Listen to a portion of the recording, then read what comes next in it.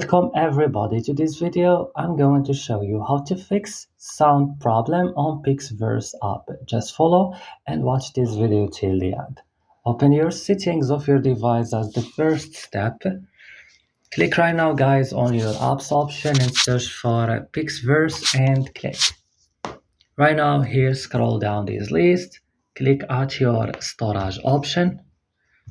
So click right now clear cache and back. Click add for stop and click OK, and you should go to Play Store or App Store and update PixVerse. Restart here your phone and that's all. Don't forget to like and subscribe and